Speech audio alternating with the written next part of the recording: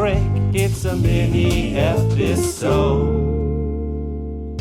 Hello and welcome to another Minisode of You Gotta Check This Out with Mike and Dre. I'm the Mike, and this week we chat with Ait Recommends about some Bab 5. And now that the show's an old friend to me, I feel good with going more casual there. Ait has experience as a writer and background actor. In this Minisode, we added in some bits of the main episode where Ait was comparing Bab 5 to other shows he's worked on. We also get a peek into buzzer practice before the quiz. Ait was such a pleasure, and we'll be bringing him back on as a full guest soon again. I'll see you on the other side. So, question we ask any guest is, how familiar were you with Babylon 5? You do seem near our era. Pre-show you were mentioning Home Improvement, so you would have been watching television in this era. That's absolutely right. Yeah. No, I missed Babylon 1 through 4, unfortunately. I have no preview. We got good news there for you. I'm sure that joke's been made before. I apologize. First time. Congrats. Oh, nice. Breaking ground. No, I know it as, unfortunately, merely just a slightly deeper cut of nerddom and sci-fi that someone might be into, and usually in like a punchline for something, right? DS9 or the show called Scanners, right? Or wasn't something it Sliders? Like, Scanners was the movie with Redford. Scanners is a Cronenberg masterpiece. You're right. Scanners. Sliders is the one that was like a little bit more deep. Jerry O'Connell, where he was going to different universes all the time. I think that was the one. Yes. So people like into Sliders and people into Babylon 5 inhabited same folds in my brain. I did know because I caught this recently. Yeah, Babylon 5 was a running punchline on Big Bang Theory, which is also now outdated. That was a running theme we've had going is, as teachers, you try and make references that are hip with the young kids. I did college age. I did graduate school and teacher's assistant there. But even that, right, you're like, I'm going to do a reference they get. And they're like, what are you talking about? So yeah, if I'm like Big Bang Theory, they're like the Young Sheldon prequel and then Young Sheldon ending. So it's like, you can't even keep up. And now they've got a season 3 of a Young Sheldon spinoff or something. I have no idea. Yeah, George and Mandy's second second marriage or something. Yeah. Anyway. First marriage. It's weird. Oh, I don't know. Yeah. Right. We know TV kids. Come on. I'm not going to plug CBS. No, I'm not going to. Yeah, that's all I'm familiar with Babylon. Honestly, I was pleasantly surprised to see another thing it did remind me of, or rather I put in the same universe, was the Dune Sci-Fi Channel movie. I think it was around 2000, right? Wasn't it the second adaptation of Dune? It very much the Vaseline on the lens kind of era of TV where everything was in somewhat soft focus. If anyone's a fan of RuPaul's Drag Race, season 1. Yeah, I know the thing. I saw the BBC one they did a while ago, like the British Dune. But Drag Race season 1 had the soft soap opera, just General Hospital, like aura around people. And this also had a good deal of that. And I was so happy to see that. So none. To answer your question from 5 minutes ago, I still have outstanding questions about what Babylon 5 is. I have theories.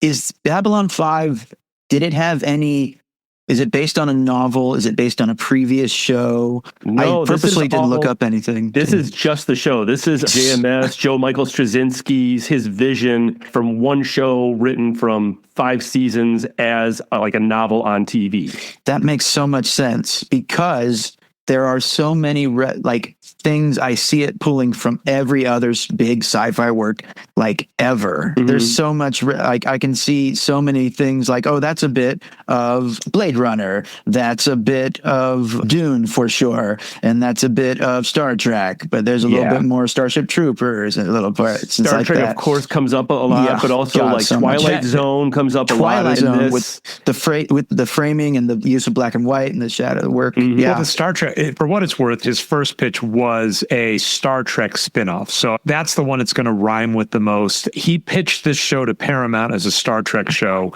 They took his pitch and made Deep Space Nine. No, not just his pitch. They took his Bible that he had written of the showrunner's Bible and turned that into Deep Space Nine. And there was a lot, they wanted to go into legal action against each other, but because he had released a TV movie for it, that they couldn't actually sue each other if they both had it out at the same time. So it was like this legal stalemate. The arbitration kind of thing. Yeah. But both series got to actually get made that way. But there's always this, it's not really a rivalry. It's just all the fans of either show know that there's this other same show out there at the same time that didn't acknowledge each other for some reason. Yeah. JMS thought he was going to have 5 seasons for the show. He did get that, but he thought he was going to get canceled after season 4. He goes out of his way to wrap up a bunch of stuff in the midst of season 4 and then gets told, hey, you have a season 5. And it's almost as if he didn't have 3 episodes he thought he was going to have to resolve a plot. So somebody just had to tell us how it ended. Serious amount of story compression. You can feel it happening at the end of season 4, just wrapping up everything he didn't think he was going to get to do. It's funny, a little bit of metagaming. I saw Jerry Doyle and I was like, oh, we got our bad guy. So from like the beginning of this episode, I was pretty sure I knew who the antagonist was at least. I was like, you saw Jerry Doyle. That's probably not possible. He died over a decade ago. Oh gosh. I was like, did I get the guy? I was like, he recently died and you might, luckily it's just about a decade, but yeah. Okay. So let's see, Mike, do you win? You lied. Mike is a liar on the nerd numbers portion of this. Mike has failed. Jerry Doyle passed July 27, 2016.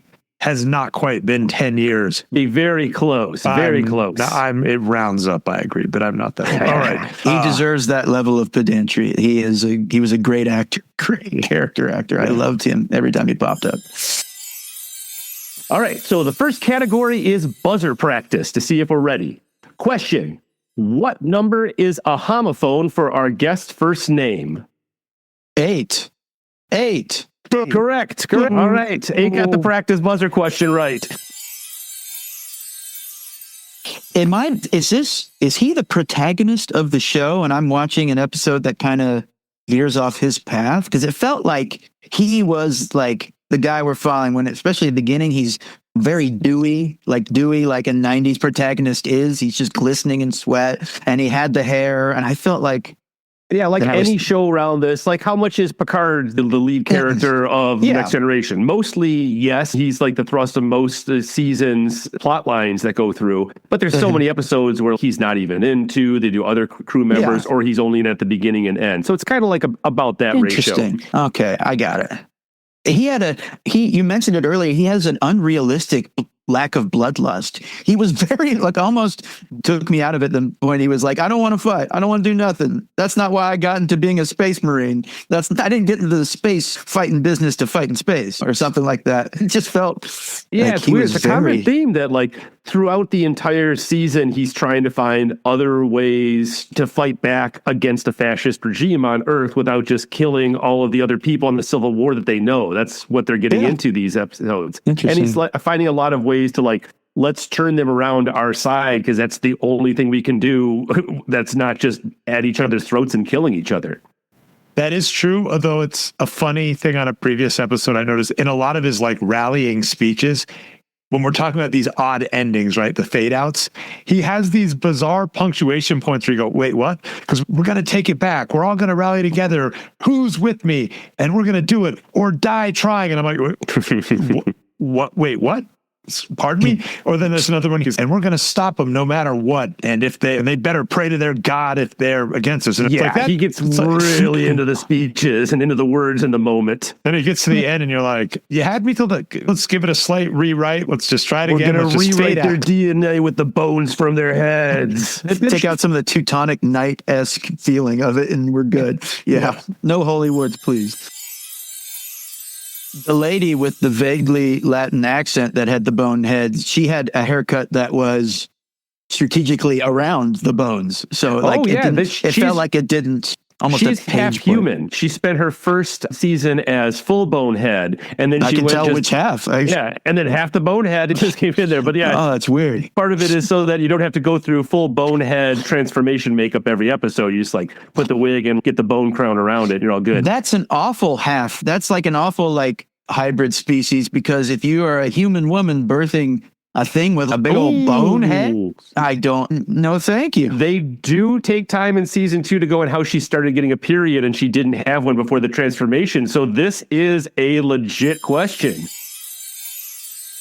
Before we get into this scene, I have one thing I have to say about this scene. One of my many lives, I've worked low budget art department for like crime recreation shows on Discovery and stuff. And so I often had to go in LA to the Warner Brothers prop warehouse. That's the big prop warehouse for everything low budget. I swear to you, I saw the wall. I recognized the wall decorations. Oh my God. In this scene. I swear I've seen them in the Warner Brothers prop department before. Specifically the real angular piece that was on the wall. Mm-hmm. I think I've seen right next to, and I know because I've done that job. You get the weird angular thing and then you get the vase with the carnation, the fake carnations. That was right next to it as well. I swear to you, that was there. That's awesome. That's a cool place. They have a Morpheus's chair from the Matrix right next to a Game of Thrones throne. It's a very cool place. And it tracks. This was a WB show. They filmed in a former hot tub warehouse that went out of business. So it was like just a giant warehouse that they would just redress a bunch of stuff. We've had comments on that. And like we've commented on some of the low budgetness of it. So that tracks. That is amazing. So in the low budget WB prop mansion, the department heads on this show, I think, it seems like they use this show to do just a lot of stuff they've always wanted to. Mm-hmm. They felt like they had some freedom in terms of that. Or maybe because of the budget, felt like extra incentive or drive to be very creative. Yeah, there's a couple of experimental episodes. There's not too many. There's one that's shot completely like a documentary style.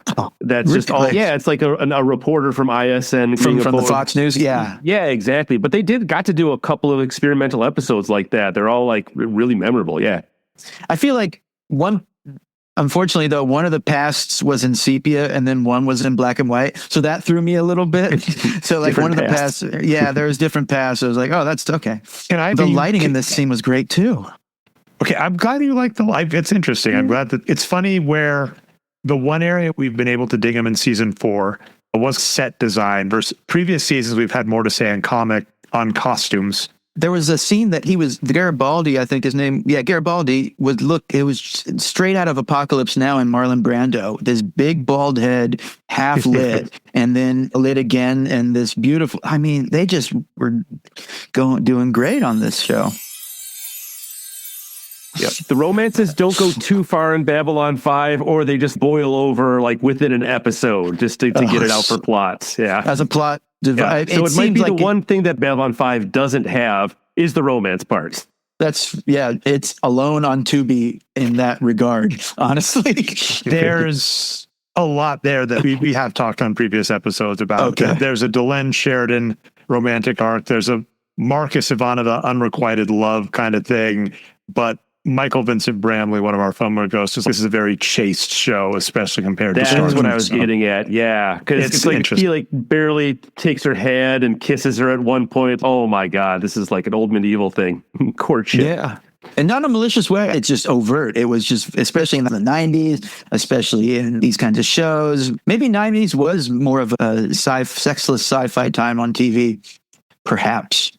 I don't know. Yeah, I know. I always feel because every show for the past couple of decades, it's always a will they, won't they between any male and female who's in any scene, it seems. I mean, I remember like really getting into and thinking that around Parks and Rec, because like by the time they got to the 4th and 5th season, it's okay, just who haven't they paired up? That's why Anne is over with Tom for this just because they've run out of characters to pair up.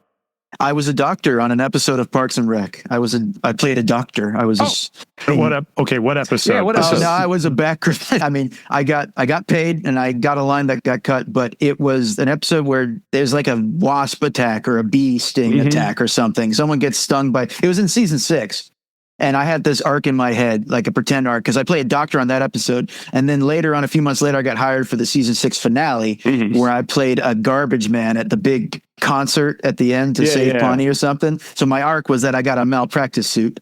And my actor's secret was that I had to get a job as in sanitation because I lost my medical license. That's great. Put it in a universe like that too. It's got to be another one of the Parks and Rec things when the departments had to have. That's right. That's right. Sorry to steer us back to Babylon 5, and then we'll ask what we should do. No, that's awesome. By the way, this is the thesis. I've said this before. This show, you are now among a pantheon of guests where I'm like, I had this I could have talked to them about. And I told them, no, we are talking about the space show. I respect that. I respect out of that. Tip of the tongue, top of the teeth.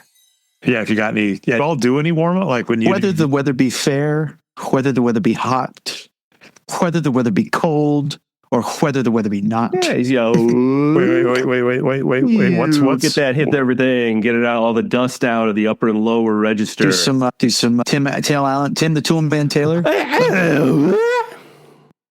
Mike, you're obligated somehow to get this in there. I'm sorry. Yeah. Some of this, when I teach the aggressive vocals, some of the references, like for like metal screaming, I can't use Tim the Toolman Taylor. No kid watches Home Improvement on TBS after school anymore, or when it aired, I guess. And what are kids doing anymore? I mean, well, I was saying Cookie Monster always works, and for those vocals, no, not even for them. And I used Patrick from SpongeBob is where he's supposed to start to get that kind of yawn feeling, but still SpongeBob is like on waning as well, apparently. Thanks again for listening. Please remember to rate, review, and subscribe wherever you get the show. Next week, we'll be covering Season 4, Episode 20 and 21, Endgame and Rising Star with special guest Dan Alvarez. Cheers, all.